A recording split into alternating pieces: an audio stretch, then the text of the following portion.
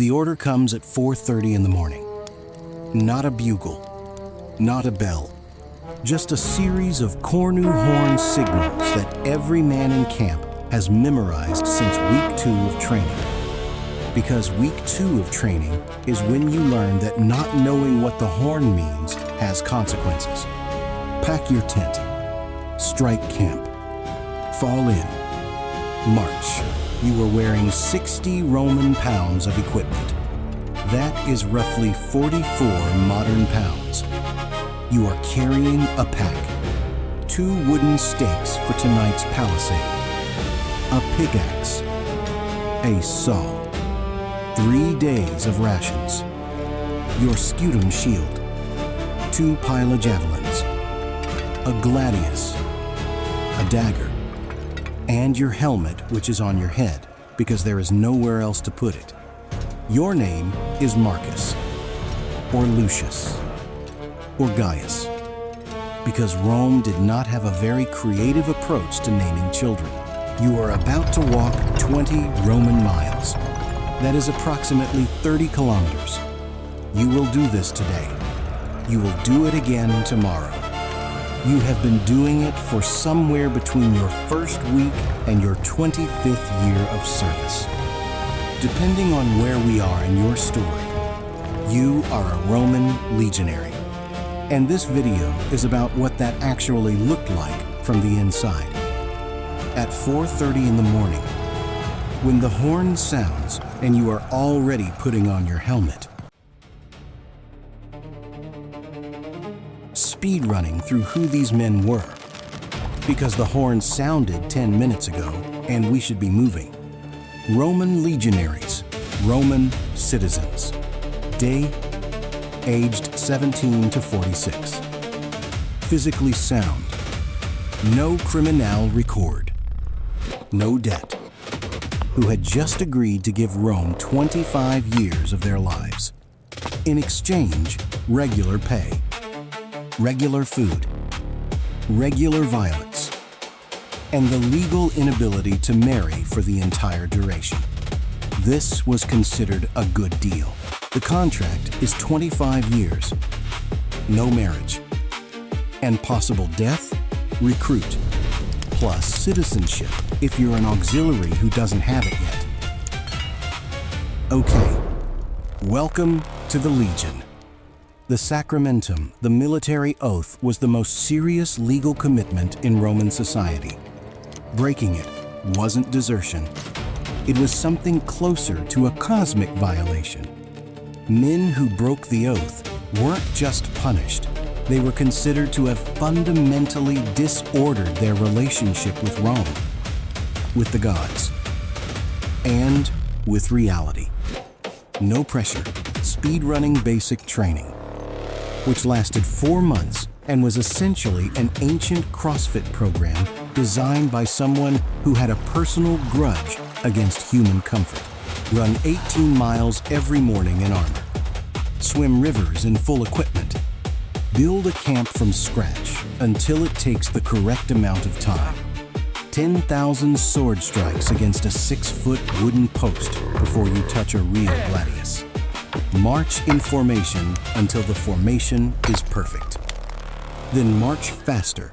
They had to hit a wooden post 10,000 times before they got a real sword, 10,000 minimum. The Romans believed in repetition the way modern people believe in supplements, fervently and with results. Then equipment, and here we meet Gaius Marius. Marius was a general. In 107 BC, he made one decision that every legionary would quietly resent for centuries. Before Marius, armies had supply trains, hundreds of wagons hauling everyone's gear. Marius looked at this and said, "Slow." He made each legionary carry his own equipment, all of it. You want us to carry our own camp, your own camp, your own rations, your own tools, your own stakes. This seems like a lot. You'll get used to it. Will we? No. But you'll do it anyway. soldiers started calling themselves Muli Mariani, Marius's mulas. He took it as a compliment. They did not mean it as one. A standard day on campaign. Walk with me. 0500. The cornu sounds. Experienced soldiers are already awake. They've learned that the horn is not an alarm. It's a confirmation. You eat breakfast while you pack. Breakfast is grain porridge, olive oil, if available, and Posca. What is Posca? Posca is water mixed with vinegar. That's the entire description. Water, vinegar, mixed together. That is the official beverage of the Roman military. Why would anyone choose that? Because it works. Vinegar kills bacteria. In an era before germ theory existed, Posca was keeping soldiers alive while their enemies were getting dysentery from untreated river water. The Romans didn't know why it worked. They knew it worked. And that distinction, empirical observation, without theoretical understanding, is possibly the most Roman thing in this entire script. So the Roman military accidentally invented functional medicine, and it tasted terrible. Drink your Posca. Fall in 0600. The column moves. 5,000 men in formation, a full legion plus auxiliaries. The standard pace covered about 24 Roman miles in 5 hours, with a 10-minute rest break every hour. In a hurry. Rome could push to 30 miles. The record for a Roman forced march is somewhere around 36 miles in a day. That is 58 kilometers. Done once. Under Caesar, in Spain. After which the soldiers presumably all agreed to never bring it up again. The roads helped. If you've ever wondered why all roads lead to Rome became a saying, it's because the Romans built approximately 250,000 miles of road, specifically for this moving legions fast.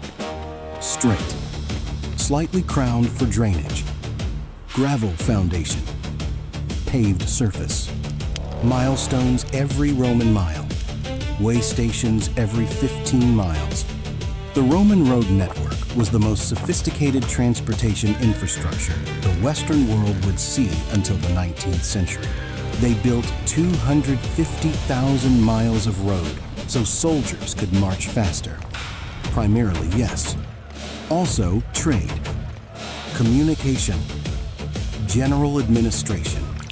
But the baseline use case was if a province revolts. A legion can be there before the revolt has time to become a habit. Roads as preemptive counterinsurgency. That's either genius or terrifying. It's very Roman for it to be both. 1400. The column stops. The camp prefect selects a site elevated. Near water, defensibile. Large enough? He produces a measuring tool called a groma, drives a stake into the center of the future camp, and within minutes has the entire grid laid out on the ground. Now, every man who just marched 20 miles picks up his pickaxe. I'm sorry, every man who just marched 20 miles picks up his pickaxe. They walked 20 miles and then built a fort. Every night on the march. Yes, a full fort. Ditch first, typically 2 to 3 meters wide. 1 to 2 meters deep. In a full rectangle around the camp perimeter. The dirt goes into an earthen rampart on the inside. Into the rampart go the 2 wooden stakes every soldier was carrying. Continuous palisade. 4 gates. Then a full street grid inside Praetorium at the center. Tents in organized rows by Contubernium. Granary. Medical station. officers' quarters. Same layout every time. In every province. In every century of the empire. Why always the same layout? Because if you wake up at 3 in the morning and need to run to the East Gate, you need to know where the East Gate is without thinking. Every man and every legion knew the camp layout the way you know your own apartment. In the dark, in a panic, under attack. The standardized camp was not bureaucratic obsession. It was cognitive load management applied to warfare. 2,000 years before anyone had a phrase for that. This is making me feel bad about how disorganized my apartment is. Your apartment doesn't need to repel cavalry raids. Usually, the camp took roughly 4 hours to build. After 4 hours of construction, after 5+ hours of marching, the men ate dinner. Main meal, grain as pulse, thick porridge, or hardtack, bacon, olive oil, legumes, vinegar, salt, approximately 3,000 calories per day. No significant meat. No exceptions. That's it? Porridge and salt pork forever? That's it. They built an empire that stretched from Scotland to Mesopotamia on porridge and salt pork. Then guard duty. The night was divided into 4 watches of 3 hours each. Every man rotated through. Your longest possible uninterrupted sleep on full rotation, 3 hours. For months at a time, 3 hours of sleep a night. Then 20 miles. And then build a fort. How were these people real? They were very, very angry and very, very tired. It turns out that is an excellent combination for conquering things. The Legion at its best was something genuinely difficult to describe to someone who hasn't seen a well-run military unit work. 5,000 men, each knowing exactly their job, each trusting that the 4,999 men around them also knew exactly their job. The food was bad. The sleep was bad. The marching was brutal. The machine worked. Rome, at imperial peak, maintained 30 legions simultaneously. Roughly 150,000 career professional soldiers, plus auxiliaries and support, all running on the same system, in the same standardized camps, eating the same porridge, drinking the same Posca, building the same fort every night from Hadrian's Wall to the Syrian desert. There is one moment inside this machine I keep returning to. Not a battle.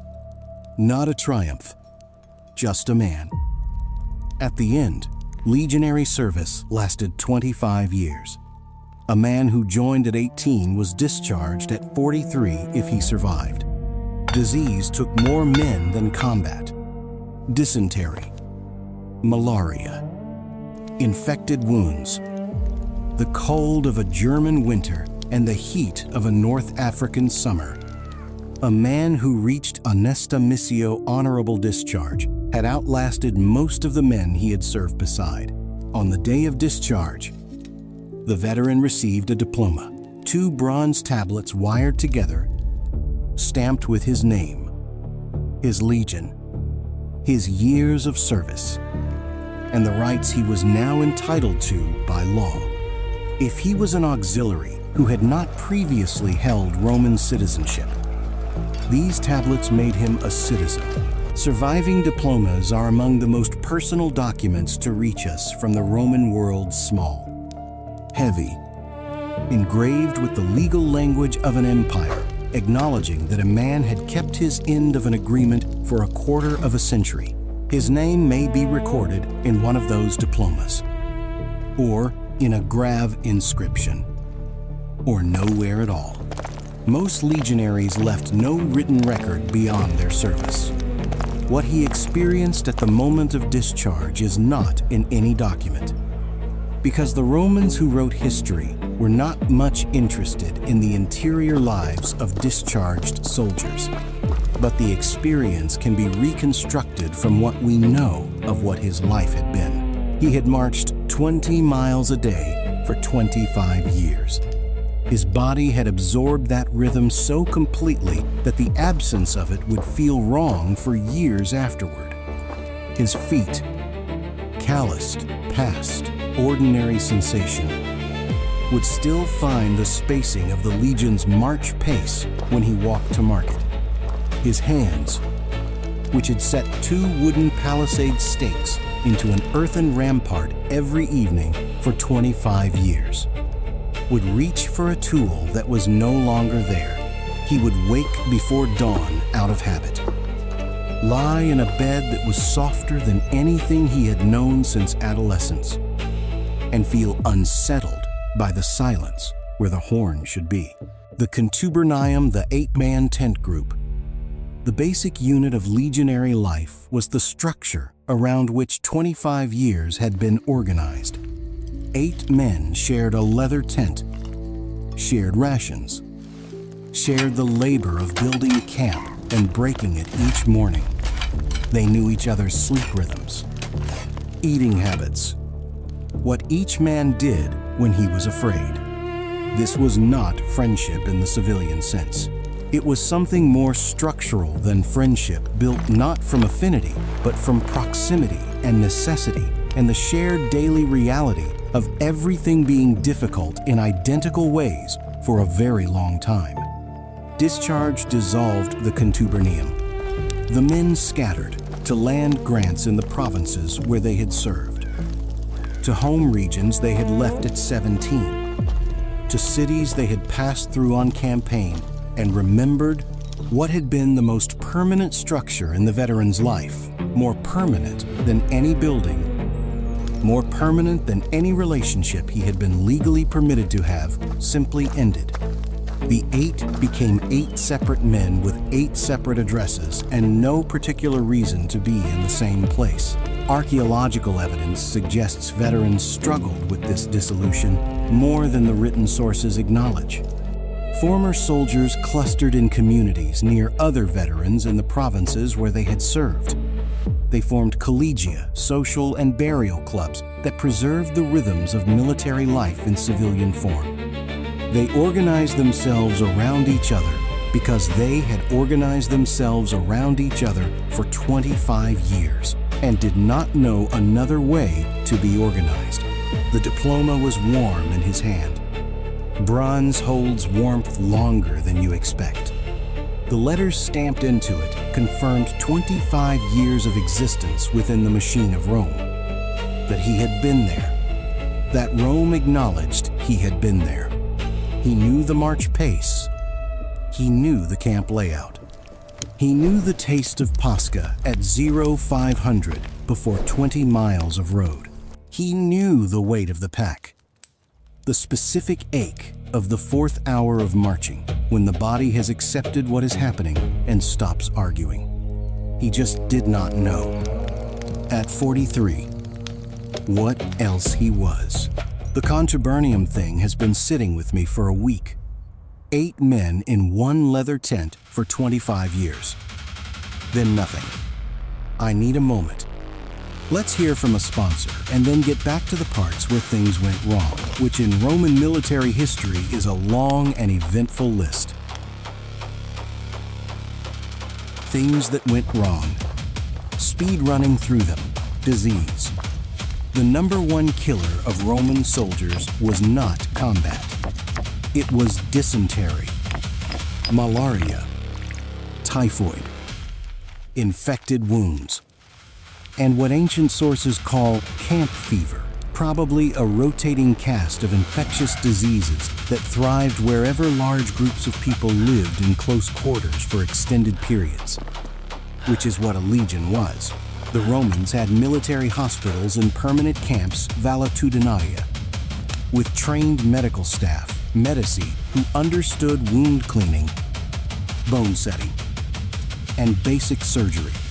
They did not understand germ theory. The hospitals worked anyway. They had functional military medicine without knowing what bacteria were. They made anesthetics from henbane and mandrake, cleaned wounds with wine and vinegar, performed amputations with mortality rates acceptable by early 20th century standards. Yes, this happened. Decimation. If a unit behaved with sufficient cowardice, abandoned their post, ran from battle, failed in a way that shamed the Legion, the punishment was decimation. The unit was divided into groups of 10 by lot. 9 drew lots. The one who drew short was beaten to death by the other 9, with clubs, in front of the rest of the Legion. That is, real. Applied rarely. The nuclear option. The threat alone was considered sufficient deterrent most of the time. The threat of being beaten to death by your 9 best friends was a behavior management strategy. It was a different time. Supply failures. When supply lines broke down on extended campaigns, the diet dropped from porridge and bacon to whatever could be foraged or honestly appropriated from local populations. Soldiers on extended bad supply wrote home. The Vindolanda tablets, real writing tablets preserved at a fort on Hadrian's Wall, include letters from real soldiers, requests for socks, underwear, food from home, money, and more socks. One letter specifically requests hunting nets because the garrison has been eating whatever they can catch, and it is not going well. Roman soldiers on Hadrian's Wall were writing letters home asking for socks. In the 2nd century AD, the socks were for the cold. The cold was constant. The letters are some of the most human documents to survive from antiquity. Mutinies. Roman soldiers were paid. Not well, but regularly when the system worked. When emperors were weak or treasuries empty or the bureaucracy collapsed, pay was late. 3 legions on the Rhine mutinied in 14 AD immediately after Augustus died because they were owed back pay and suspected Tiberius wouldn't honor it. Tiberius sent his son Drusus to resolve the situation. Drusus gave a speech, distributed some money, and got extremely lucky when a lunar eclipse occurred at exactly the right moment. The soldiers took it as a divine bad omen and returned to their tents. The Roman military was briefly stabilized by an astronomical coincidence. Roman history contains multitudes. The system that made the legion work was also what made it fragile. 25 years of service worked only as long as Rome could guarantee what came at the end: the diploma, the land grant, the pension. When the empire was stable 1st and 2nd centuries AD, it could. When the 3rd century arrived and emperors started being murdered on a near monthly basis, currency was debased, supply chains fractured, and provinces were cut off. The guarantees became unreliable. Soldiers who no longer trusted the end of the contract started making different calculations. The discipline built into the legion over 2 centuries by Marius, by Augustus, by generations of centurions with vine staffs and iron memories required. At its foundation, that Rome would hold up its end of the agreement. When Rome stopped holding up its end, the discipline loosened. The legion of the late empire was a different organism from the legion of Augustus. Same name, shorter service terms, lower physical standards, less insistence on the standardized camp that had been the operational backbone of the whole system. They kept calling it a legion. They kept calling it a legion. The word stayed. The thing changed. This is the structural irony of Roman military history. The same 25-year commitment that built the empire required a stable, honest empire to sustain it. The more the empire needed the legion, the less it could provide what the legion needed to remain what it was. The loop closed on itself. The last Western legions didn't dissolve in one catastrophic battle. They dissolved the way the Contubernium dissolved at Discharge, gradually. The men scattered. The structure stopped. And what had been the most organized military force in Western history became something else without any single moment when it happened. The roads still exist. Not all of them time and agriculture have worked. But stretches of Roman roads survive across Britain, France, Spain, Italy, North Africa, the Middle East. Some are still in use. Some are still the straightest route between 2 points because the Romans surveyed for that and they were good at it. The castra became cities: Chester, Lancaster, Winchester, Gloucester, the Castor, and Chester. Suffixes across the former empire carry the word for military camp into the present. The standardized camp grid that every legionary memorized became the blueprint for Roman urban planning, which became the blueprint for European cities, which is why historic downtown areas in former Roman territory have a suspiciously organized quality around the center. The Contubernium 8 men who know each other completely and operate as one is still the basic unit of most modern military forces. The squad. Different word. Same insight.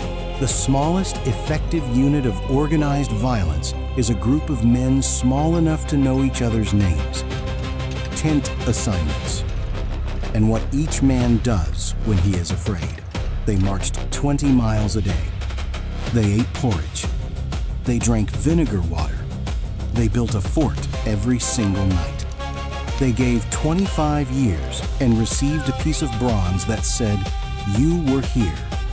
The machine acknowledges you. Comment question. Rome maintained 30 legions, 150,000 professional soldiers to control an empire of roughly 60 million people. Per capita. Was Rome's military bigger or smaller than you'd expect? And the real question, considering the Posca worked, the standardized camp worked, and the 25-year system built an empire that lasted 500 years, was the porridge worth it? If you want to know what happened when the legion actually fought the formations, the tactics, what Hannibal exploited, and what Augustus fixed, that video is coming. Subscribe if you want to be there when it does. You watched a video about military logistics and came out knowing about Posca, Muli Mariani, the Contubernium, 250,000 miles of road, and an anonymous veteran holding a warm piece of bronze at age 43. That's either a very efficient use of your time or a very inefficient one. Either way, it was worth it. Yeah, it was.